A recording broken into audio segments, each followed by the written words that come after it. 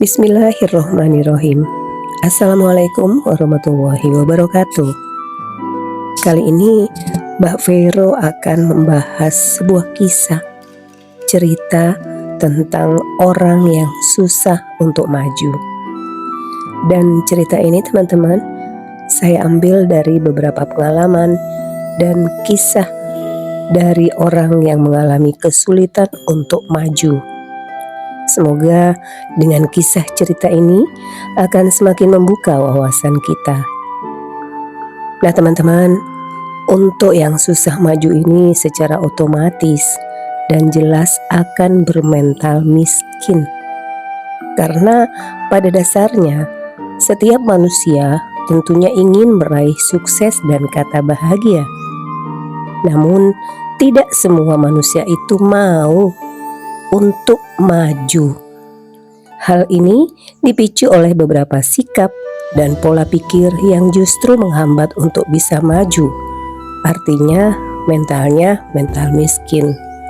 Ya, untuk tanda-tanda seseorang yang bermental miskin itu antara lain itu yang pertama teman-teman, ada sebuah keyakinan dan malah kesalahpahaman bahwa orang yang kaya itu jahat. Ini memang sesuatu yang salah ya, karena tidak semua orang kaya itu jahat. Jahat itu teman-teman sumber awalnya dari sebuah rasa, yaitu iri serta kurangnya kesadaran tentang bagaimana mereka berproses menjadi kaya. Seperti apakah proses yang mereka lalui untuk mencapai sebuah kekayaan? Kaya itu tidak diraih secara instan teman-teman. Sebagian orang hanya melihat hasil akhir dari kekayaan seseorang tanpa memahami kerja keras, pengorbanan, dan bahkan trik atau cara dan usaha kerja, strategi, peras keringat, dan semua ikhtiar yang dilakukan.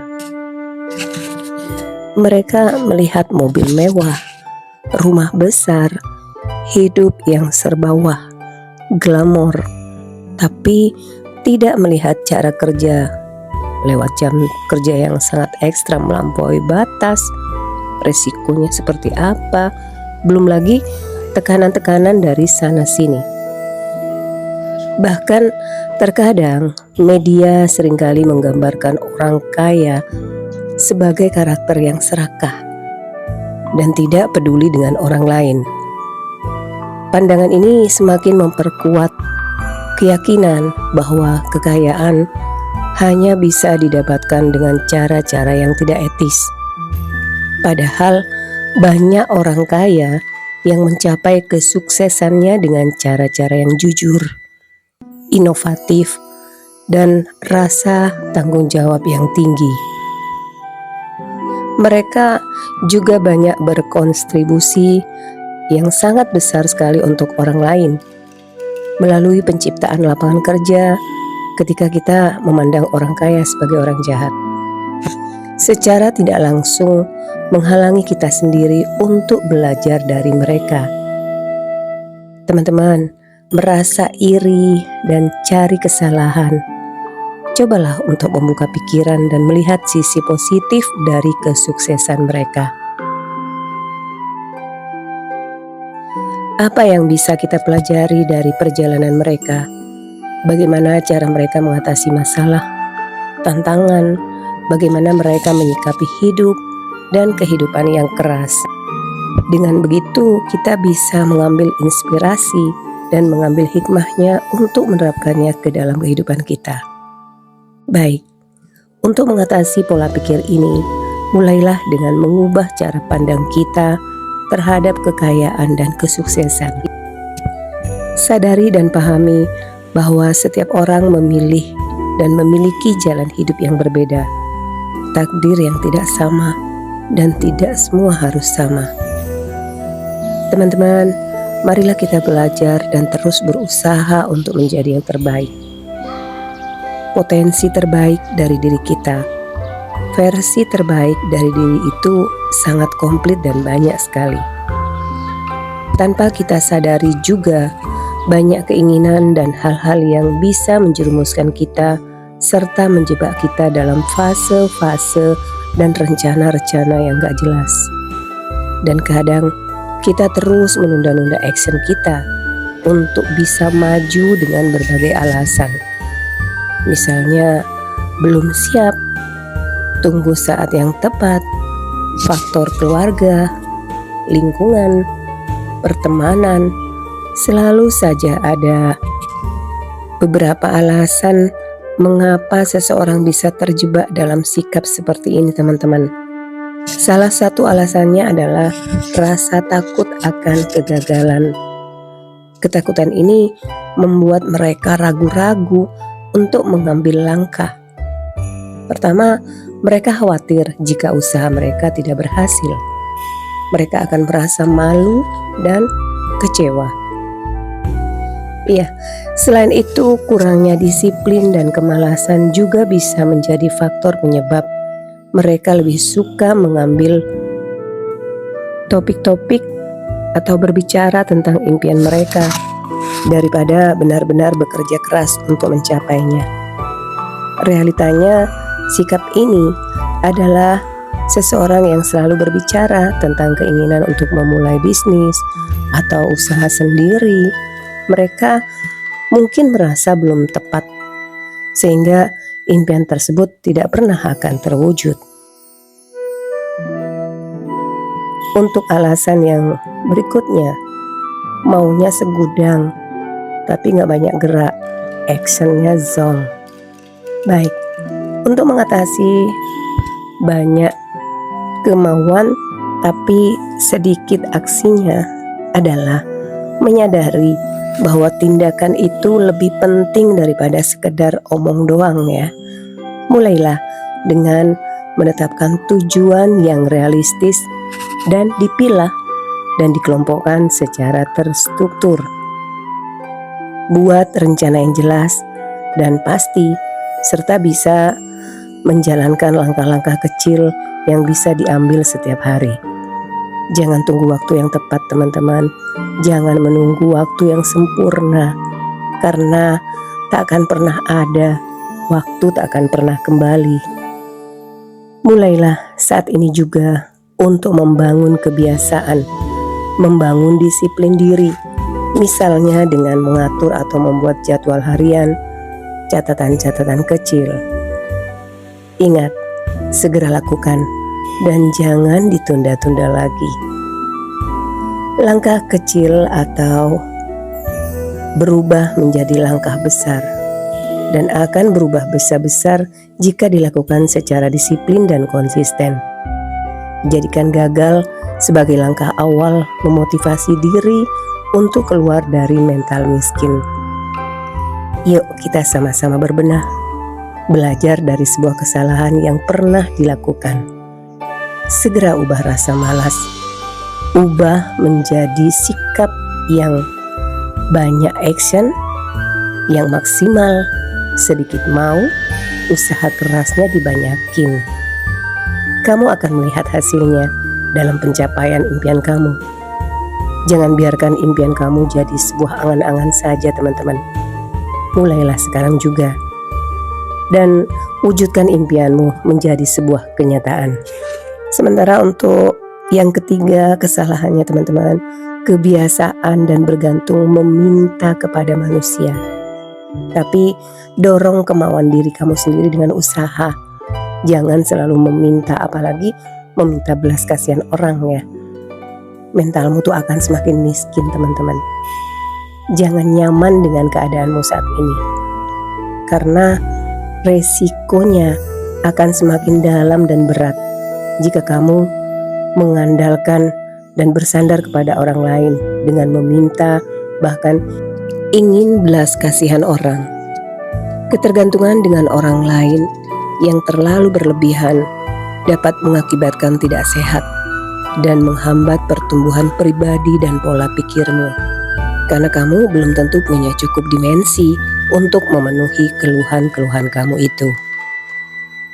Percayalah, teman-teman, dengan usaha dan kerja keras, kamu akan mencapai apa yang kamu impikan. kamu harus mandiri. Mulailah dengan membuat rencana keuangan yang realistis, yang nyata, sesuaikan dengan kondisi keuanganmu. Sedikit atau banyak, belajarlah mengelola uangmu sendiri.